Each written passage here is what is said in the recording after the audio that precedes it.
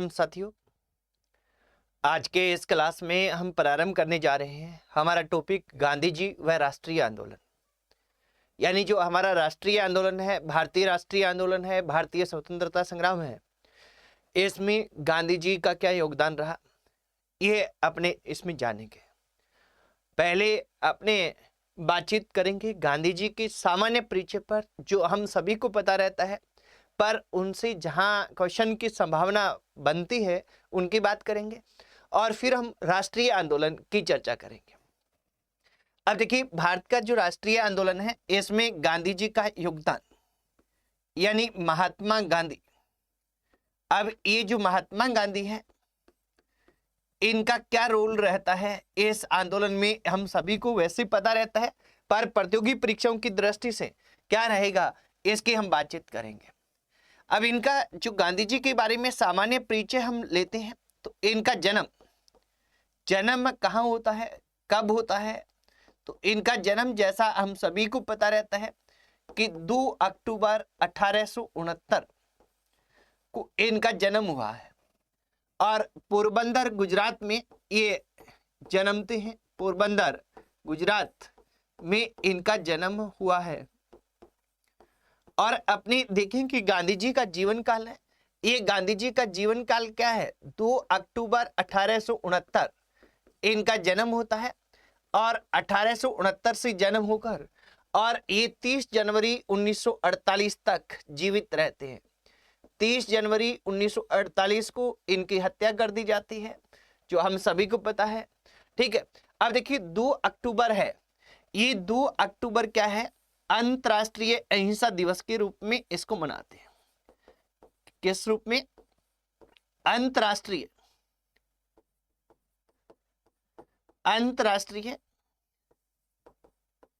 अहिंसा दिवस।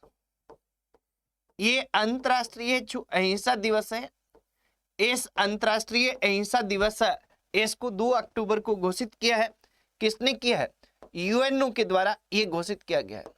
यूएनओ द्वारा, संयुक्त राष्ट्र संघ द्वारा ये घोषित किया गया है। और ये कब से मनाया जा रहा है? ये अंतर्राष्ट्रीय अहिंसा दिवस है, ये 2007 से मनाया जा रहा है। 2007 से इनका जन्म दिवस है, इस रूप में मनाते हैं। ये अपने को ध्यान रख लेना है सामान्य तौर पर ये। और इनकी जो मृत्यु होती है, ये मृत्यु पहले ही मैं कर लेता हूं, बाद में अपने एक एक करके इस पे चलेंगे, बातचीत करेंगे कि 30 जनवरी 1948 को इनकी जो मृत्यु होती है, इस इनकी मृत्यु में ये 30 जनवरी है, इसको हम शहीद दिवस के रूप में मनाते हैं। किस दिवस के रूप में? शहीद दिवस है। इस शहीद दिवस के रूप में इस 30 जनवरी को हम मनाते हैं। ये अपने को ध्यान रखना है, रूप में इसको हम मनाते हैं। ठीक है साथियों, अब देखिए इनका क्या है कि महात्मा गांधी है, इनका राष्ट्रीय आंदोलन में क्या योगदान है, तो इसकी हम चर्चा करेंगे।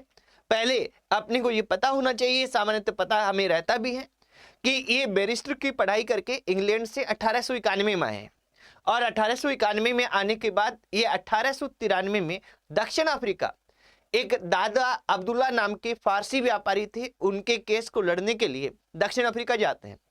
और उसके बाद में 1893 से लेकर 1915 तक लगभग 21 वर्ष ये दक्षिण अफ्रीका ही रहते हैं। और जब ये दक्षिण अफ्रीका से वापस लौटते हैं, तब वहां से इनके जो क्वेश्चंस हैं वो स्टार्ट होते हैं। यानी दक्षिण अफ्रीका से गांधी जी का भारत आगमन, यहां से क्या है कि हमारे क्वेश्चंस स्टार्ट हो जाते हैं, क्योंकि राष्ट्रीय आंदोलन है वो इस समय चल रहा था। और इसके बाद जो क्वेश्चन रहेंगे वो वहां कहीं ना कहीं रोल गांधी जी का रहेगा, तो उन पे हम चर्चा करेंगे। तो हम चर्चा करते हैं, क्योंकि टू द पॉइंट हम आगे बढ़ेंगे कि अफ्रीका से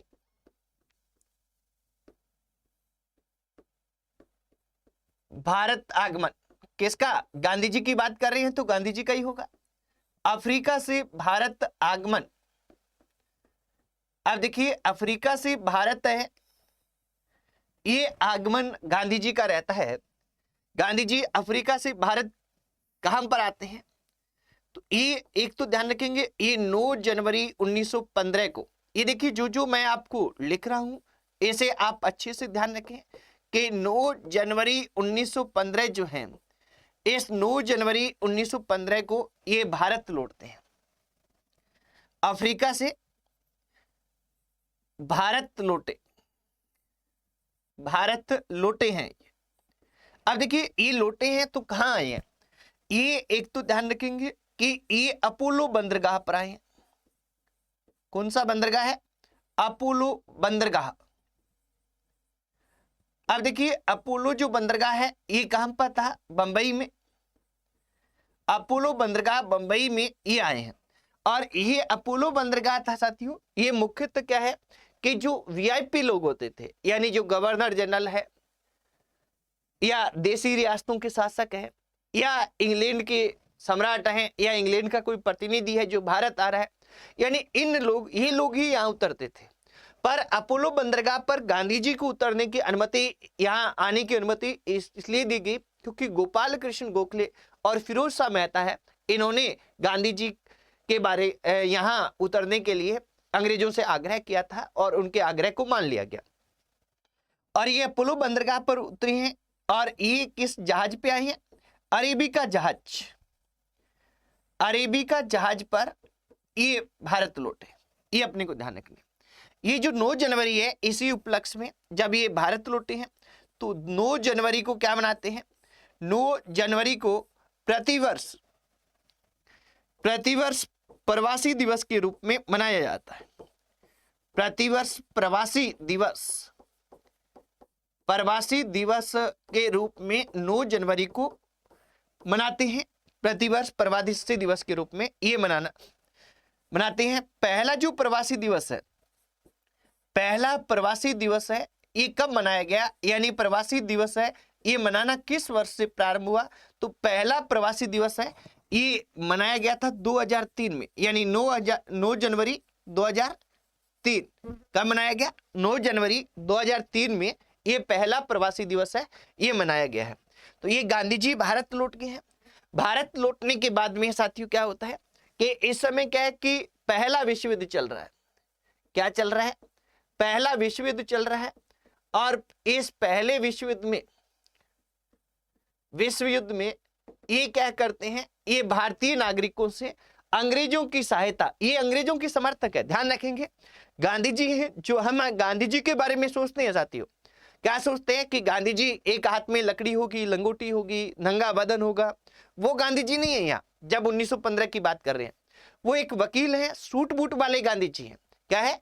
वकील हैं, सूट बूट वाले गांधी जी हैं। और ये आए हैं और इनकी विचारधारा थोड़ी अंग्रेजों से मिलती है, अंग्रेजों के पक्के समर्थक हैं। क्या है? ये ध्यान रखेंगे अच्छी तरह से कि जब 1915 में भारत लौटे हैं गांधी जी इस समय अंग्रेजों के पक्के समर्थक हैं। वो भारतीयों से आके अपील करते हैं कि आप ज्यादा से ज्यादा क्या हो, आप ज्यादा से ज्यादा सेना में सम्मिलित हो ताकि अंग्रेजों की सहायता की जा सके पहले विश्व युद्ध में। तो ये क्या है कि भारतीयों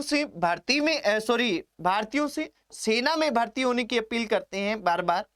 भारतीयों से सेना में भर्ती होने की अपील करने के कारण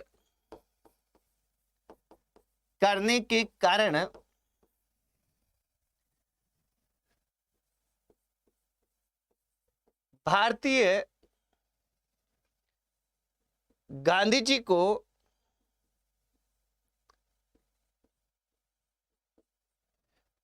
को क्या कहते हैं? भर्ती वाला सार्जेंट।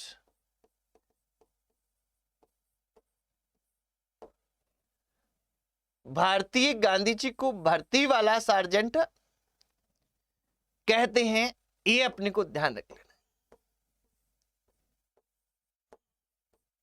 ठीक है, ये भर्ती वाला सार्जेंट कहा गया है। और पहले विश्व युद्ध, जो पहला विश्व युद्ध है, इसमें अंग्रेजों की सहायता करते हैं गांधी जी, इसलिए अंग्रेज क्या करते हैं? अंग्रेज गांधी जी को केसरी हिंद की उपाधि देते हैं। अंग्रेजों ने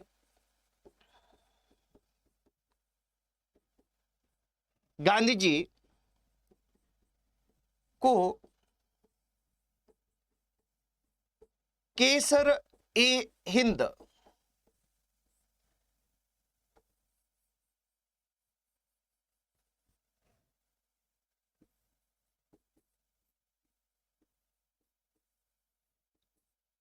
की उपाधि प्रदान की।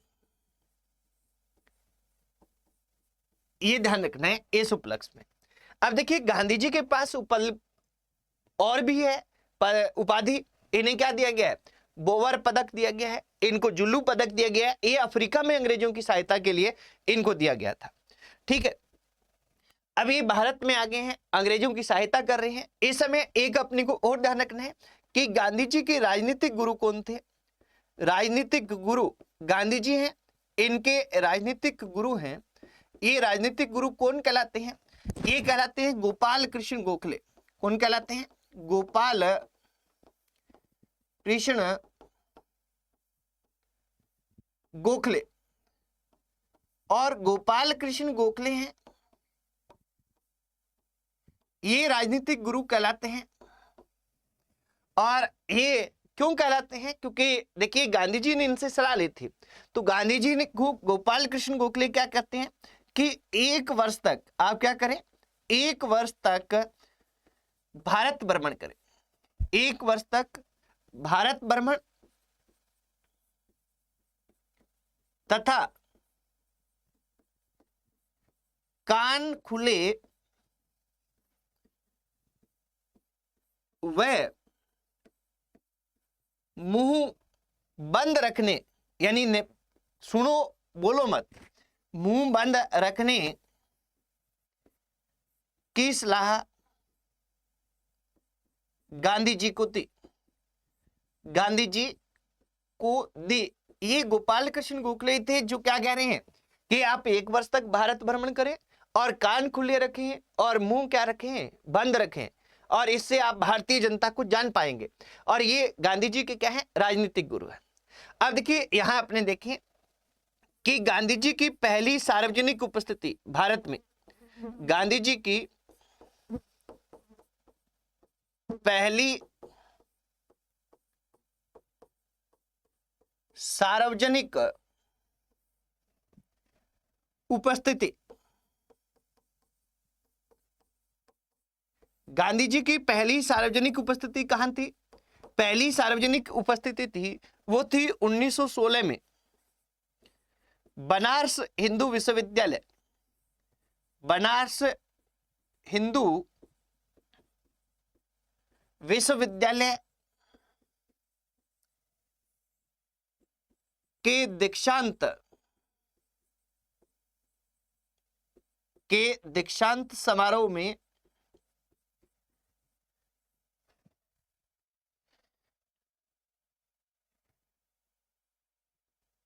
उनका सार्वजनिक भाषण, ये उनका पहला भाषण था भारत में, सार्वजनिक भाषण था ये। इनकी सार्वजनिक उपस्थिति थी पहली भारत में, कहीं भी पहली सार्वजनिक उपस्थिति थी। 1916 में क्या करते हैं? बनारस हिंदू विश्वविद्यालय के दीक्षांत समारोह में ये भाग लेते हैं। इसके अलावा ध्यान रखेंगे कि गांधी जी ने पहली बार कांग्रेस के किस अधिवेशन में भाग लिया है? तो कांग्रेस के लखनऊ अधिवेशन होता है जो 1916 में होता है, उसमें गांधी जी ने भारत आने के बाद पहली बार भाग लिया है। गांधी जी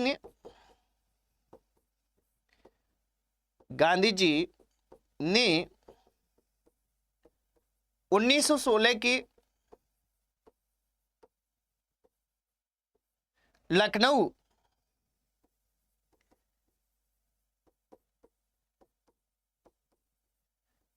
अधिवेशन में पहली बार, लखनऊ अधिवेशन किसका है? कांग्रेस के।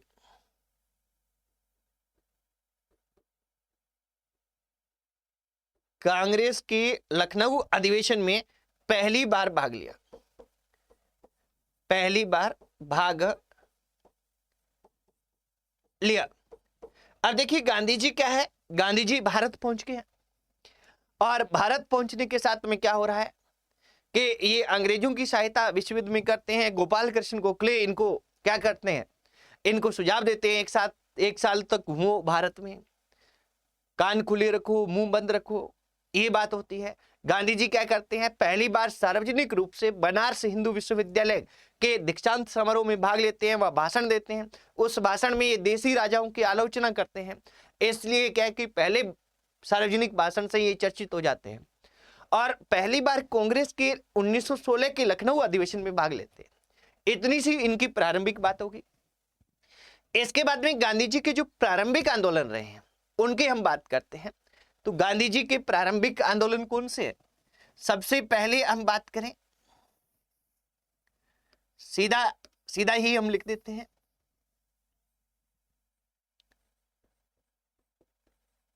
गांधी जी के आंदोलन। गांधी जी के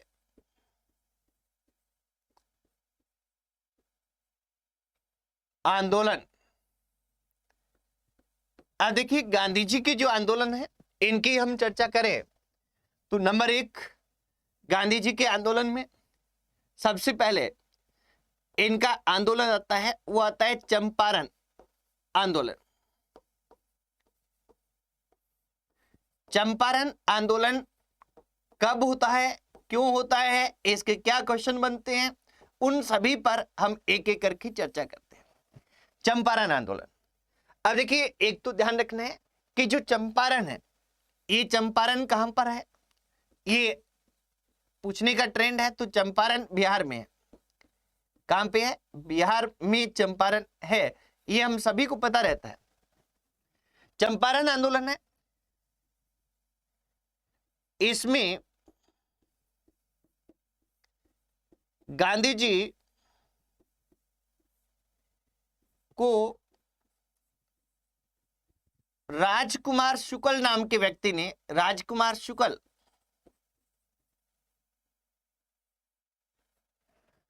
ने आमंत्रित किया था,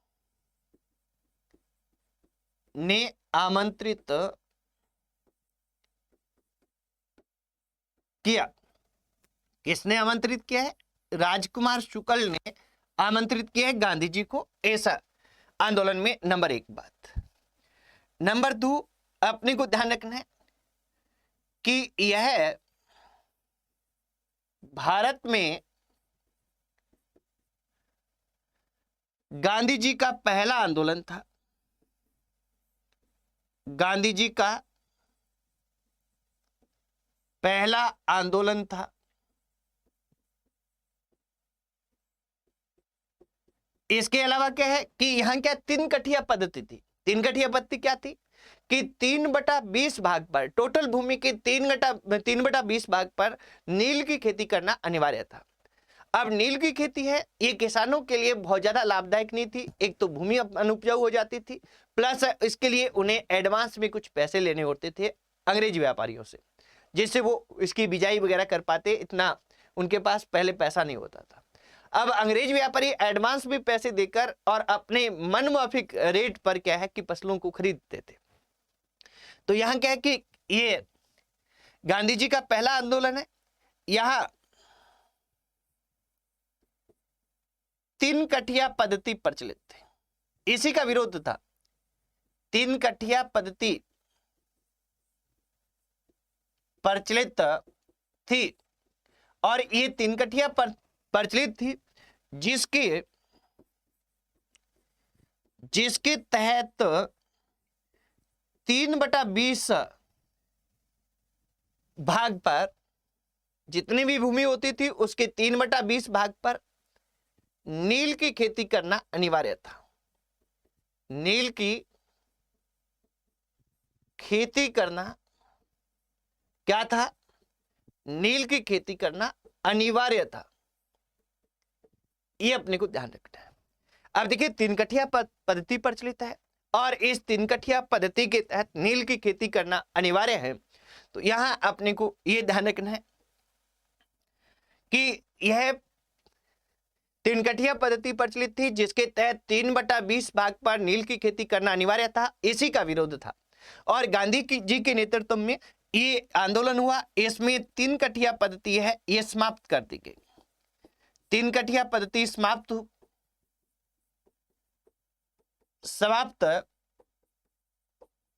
होने के साथ ही यह आंदोलन सफलतापूर्वक समाप्त हो गया। आंदोलन सफलतापूर्वक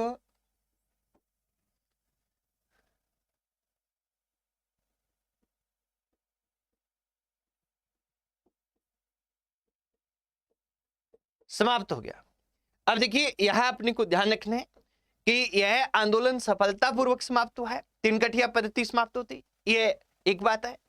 साथ में अपने को यह ध्यान रखना है कि तिनकठिया पद्धति है, इससे समाप्त होने के साथ जब इन्होंने सफलतापूर्वक इनका नेतृत्व किया तो रविंद्रनाथ टैगोर ने क्या किया, रविंद्रनाथ टैगोर ने जब इनको, रविंद्रनाथ टैगोर ने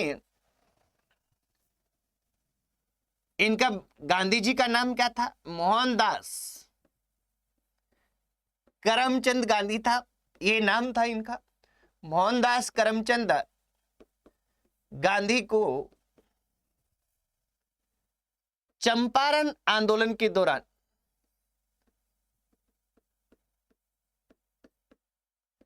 चंपारण आंदोलन के दौरान क्या किया, दौरान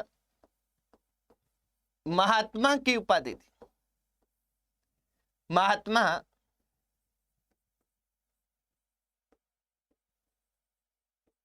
की उपाधि प्रदान की, उपाधि प्रदान की, ये अपने को ध्यान रखना है। तो महात्मा की उपाधि प्रदान कौन करते हैं, रविंद्रनाथ टैगोर हैं, इनके द्वारा की गई है, किसको, मोहनदास करमचंद गांधी को, और चंपारण किसान आंदोलन के द्वारा दी गई थी। इसके बाद में साथियों जो दूसरा आंदोलन होता है, दूसरा आंदोलन होता है अहमदाबाद, अहमदाबाद मिल मजदूर आंदोलन, मिल मजदूर आंदोलन कब हुआ है, 1918 में हुआ, अहमदाबाद मिल मजदूर आंदोलन। इसका नेतृत्व कौन करते हैं, इसका नेतृत्व है गांधी जी ने किया है,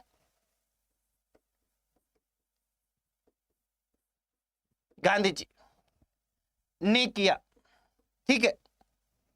इसके साथ ही अपने को यह ध्यान रखना है कि इसमें प्लेग बोनस, प्लेग बोनस को लेकर यह आंदोलन हुआ, ये अपने ध्यान रखेंगे।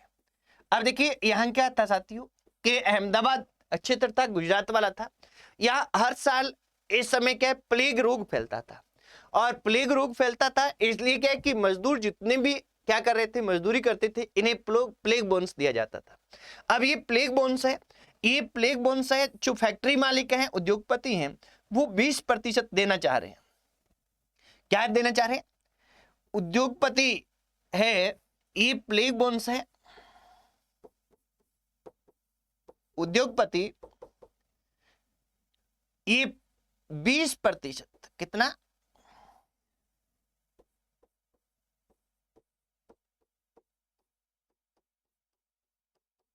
20% बोनस देना चाह रहे थे, परंतु मजदूर है वो इससे नहीं माने, मजदूर नहीं माने। तो यहां देखिए एक तो ध्यान रखते हैं कि अंबालाल साराभाई, ये अंबालाल साराभाई हैं, ये गांधी जी के मित्र थे।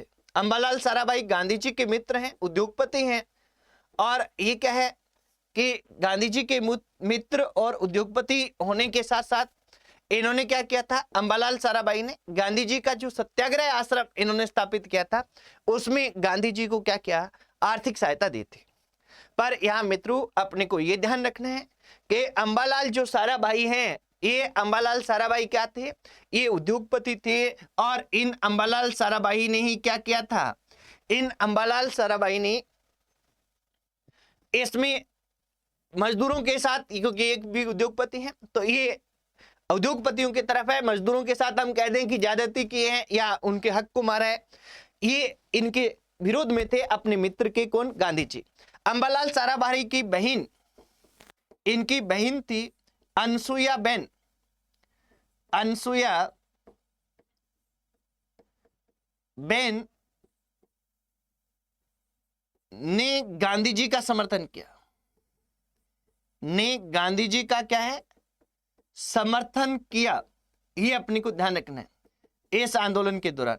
यानी ये उद्योगपतियों की भाई बहन थी, उद्योगपति इनके भाई था, फिर भी इन्होंने गांधी जी का समर्थन किया। अब उद्योगपति तो 20% बोनस देना चाह रहे हैं, परंतु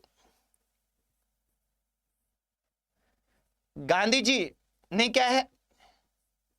गांधी जी ने पहली बार भूख हड़ताल की। यहां क्या है कि पहली बार गांधी जी क्या है? भूख हड़ताल की है। और इस भूख हड़ताल के फलस्वरूप क्या हुआ? इस भूख हड़ताल के फलस्वरूप मजदूरों को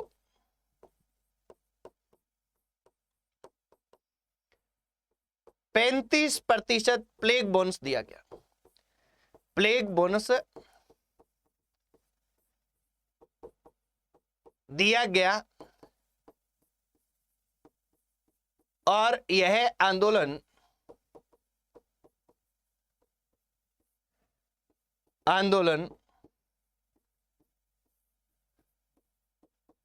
सफलतापूर्वक समाप्त हो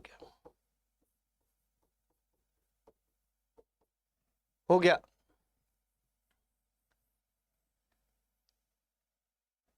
ये अपने को ध्यान रखना है, ठीक है। तो ये आंदोलन सफलतापूर्वक समाप्त हुआ है। इसके बाद में तीसरा जो आंदोलन होता है गांधी जी का, वो होता है खेड़ा किसान आंदोलन। खेड़ा किसान आंदोलन, खेड़ा किसान आंदोलन है। इस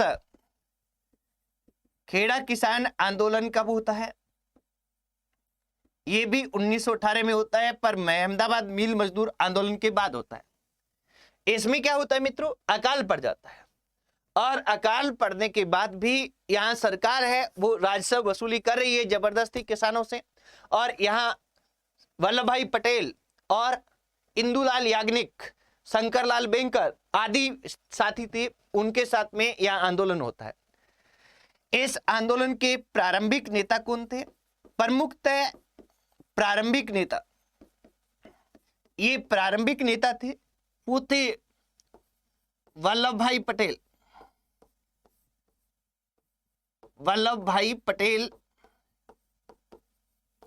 व इंदुलाल याग्निक। शंकरलाल बैंकर भी साथ में थे, पर ये दो प्रमुख नेता थे। जबकि इस आंदोलन के खेड़ा के प्रमुख नेता कौन थे? ये प्रमुख नेता थे वो थे महात्मा गांधी। महात्मा गांधी, गांधी जी ने इनका बाद में नेतृत्व संभाला, ठीक है। अब यहां ध्यान रखना है कि अकाल के बावजूद राजस्व वसूली स्थगित न करने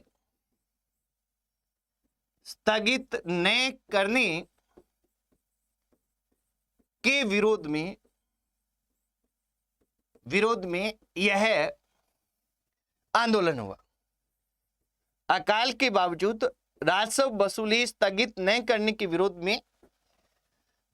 में यह आंदोलन हुआ।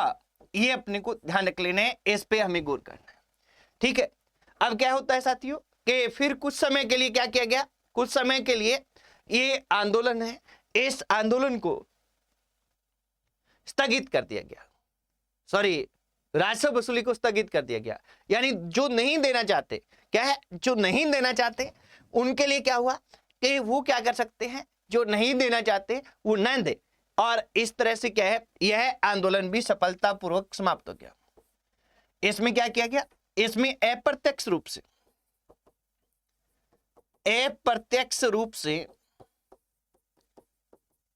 से राजस्व वसूली स्थगित की गई। यानी सीधा कोई आदेश नहीं निकाला गया था, पर यह था कि जो नहीं देना चाहते उन पे दबाव नहीं बनाया गया। अप्रत्यक्ष रूप से राजस्व वसूली स्थगित कर दी गई।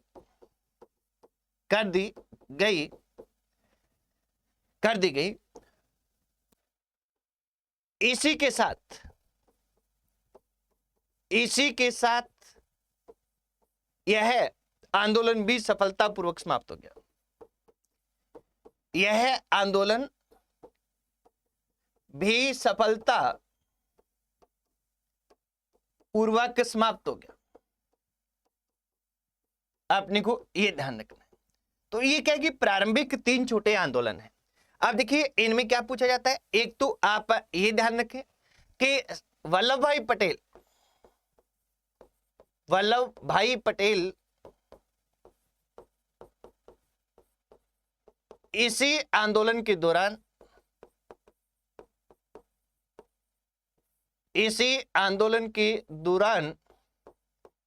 क्या है, इसी आंदोलन के दौरान महात्मा गांधी के अनुयायी बने, जो आजीवन अनुयायी रहे, महात्मा गांधी के अनुयायी बने। ये अपने को ध्यान रखना है, ठीक है। तो वल्लभ भाई पटेल बने हैं। दूसरा अपने को यह ध्यान रखना है कि इनका कालक्रम पूछा जाता है। कालक्रम अक्सर आता है कि क्रमानुसार इसको व्यवस्थित कीजिए। तो कालक्रम जो गांधी जी के आंदोलन में है उनमें नंबर 1 चंपारण आंदोलन है। चंपारण आंदोलन है, यह सबसे पहले होता है। और चंपारण आंदोलन के बाद कौन सा होता है? अहमदाबाद मिल मजदूर आंदोलन होता है। अहमदाबाद मिल मजदूर आंदोलन। और इसके बाद क्या हुआ साथियों? इसके बाद भी हुआ खेड़ा किसान आंदोलन। तो इनका क्या है कि क्रम पूछा जाता है, तो क्रम में अपने को यही ध्यान रखना है। बाकी तो पता होता है कि अहमदाबाद मिल पहले हुआ है या खेड़ा वाला पहले हुआ है, तो इसमें यह क्रम रहता है, ये ध्यान रखना है। अब गांधी जी वास्तव में क्या है कि राष्ट्रीय स्तर पर नेता बन के उभरे नहीं थे। यहाँ गांधी जी वास्तव में ये प्रारंभिक आंदोलन रहे, स्थानीय और क्षेत्रीय आंदोलन थे, और इसके माध्यम से कुछ क्षेत्र विशेष में इन्होंने पकड़ बनाई और क्षेत्र विशेष में अपने आप को क्या है नेता अपना लोहा मनवाया, ये हम कहते हैं। और इसके बाद ये राष्ट्रीय स्तर पर उभर के आते हैं। और राष्ट्रीय स्तर पर उभर के कैसे आते हैं उनकी अपनी चर्चा करेंगे, बात करेंगे। अभी आप साथी लोग, हाँ जी,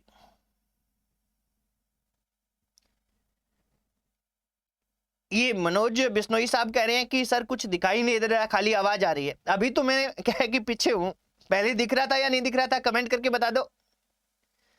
कृष्णा जी कह रहे हैं कि कितने बजे विश्व इतिहास की क्लास होती है? विश्व इतिहास की सुबह होती है। आप व्हाट्सएप ग्रुप में जुड़ जाएं, आपको बता देंगे 7, 8, 9 कितने बजे होगी। इन 3 में से एक टाइम रहेगा विश्व इतिहास का। तो विश्व इतिहास की क्लास सुबह होती है। कैलाश जी कह रहे हैं फर्स्ट पेपर में विशेष छूट देने का कष्ट करें। साथियों, जो आपने ये जो साथी लोग हैं हमारे, जिन्होंने क्या है कि यहाँ एक चीज मैं बता देता हूं, यहाँ आप स्पष्ट कर ले कि आपके कमेंट्स में पढ़े हैं अभी कि जिन साथियों ने ये पेपर ले रखा है हमारा इतिहास वाला, उनके लिए अलग अलग पार्ट जारी करेंगे। हम क्या करेंगे? अलग अलग पार्ट जारी करेंगे। कंबाइंड फर्स्ट पेपर आपको लेने की आवश्यकता नहीं है। आपको लगभग 3500 में ही सारा उपलब्ध करवा देंगे। क्या करवा देंगे? करवा देंगे। तो पार्ट वाइज अभी भी फर्स्ट पेपर में भी हिस्ट्री चल रही है, वहां क्या चल रही है? ये हिस्ट्री चल रही है। आप निश्चिंत रहे, आपको दिला देंगे, ठीक है। ये तो आज की क्लास में साथियों इतना ही करेंगे। कल फिर मिलते हैं नई क्लास के साथ। जय हिंद, वंदे मातरम।